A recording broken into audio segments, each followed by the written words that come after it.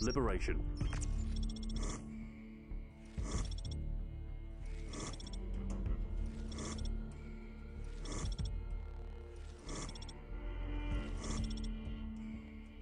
Combat erupts in Central Park, New York, pitting Delta, stationed in the west, against Spetsnaz in the east. A wide-open landscape encourages long-range battle throughout the militarized zone, with 3 predominant paths connecting either side. Long sightlines throughout favour both snipers and LMG users for their lethality at range, while a central ravine and cover throughout give mid-range fighters the ability to close in on their targets. Quick striking kill streaks tend to work best, as anything that sticks around the skies is likely to get taken out in a hurry. Liberation can be broken down into 9 major sections: Round, Castle, Bunker, Ravine, North Bridge, Center Bridge, Pond, Fountain, and Gazebo.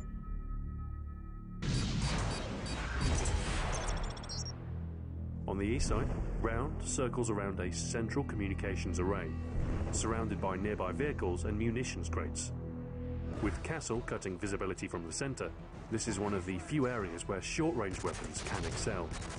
Stick to cover to avoid getting spotted, and ambush incoming enemies. For a broader view of the area, set up in one of the nearby open-sided structures, but clear sights within, and towards Center Bridge and Pond.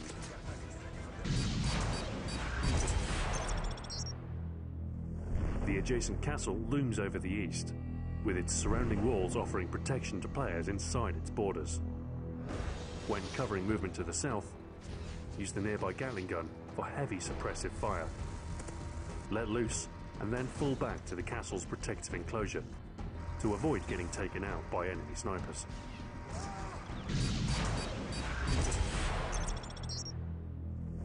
Hidden away from view of long-range predators, Bunker forces players into a close-range frenzy, with 2 entrances near Castle and a 3rd leading in straight from Ravine. Due to its confined layout, explosives can be used to devastating effect. Switch to Blast Shield for increased survivability when capturing or defending objectives here. When the coast is clear, Bunker offers a great route from Ravine to Round, away from prying eyes above.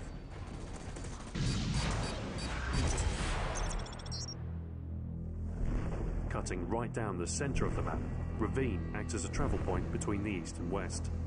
Spilling players from North Bridge, Center Bridge and Pond into a single line, Ravine tends to see a lot of action throughout the match. Make use of the surrounding shrubbery to scope in on targets from out of view, and keep your eyes open for potential attacks from above and below either bridge. The players that best control this area during kill-based modes like Team Deathmatch and Kill Confirmed will often come out on top.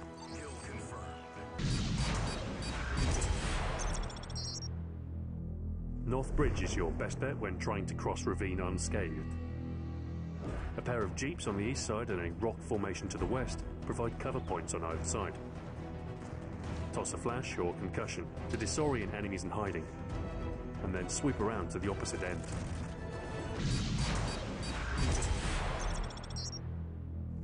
Center Bridge, on the other hand, sees a lot of traffic, with objective points above and below, as well as direct sightlines to Fountain and Round.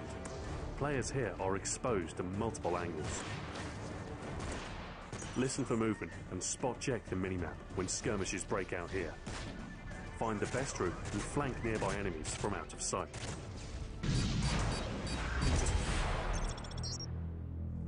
To the south, Pond cuts across the bottom of the map.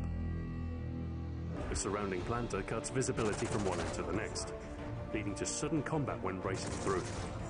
When defending the area, take control of the Gatling gun on the eastern side for suppressive fire across Fountain and on targets rushing in from Ravine.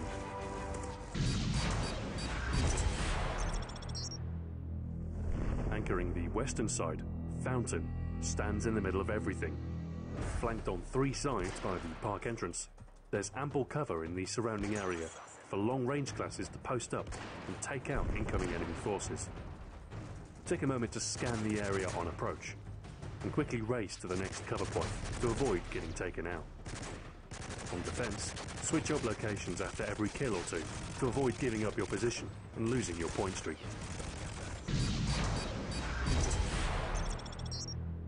Lastly, in the northwestern corner, Gazebo looks over Fountain and North Bridge.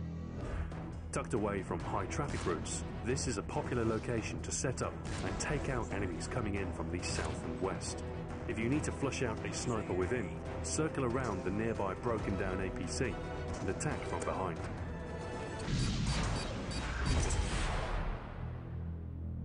Success and liberation relies on your ability to navigate the environment with the least amount of exposure.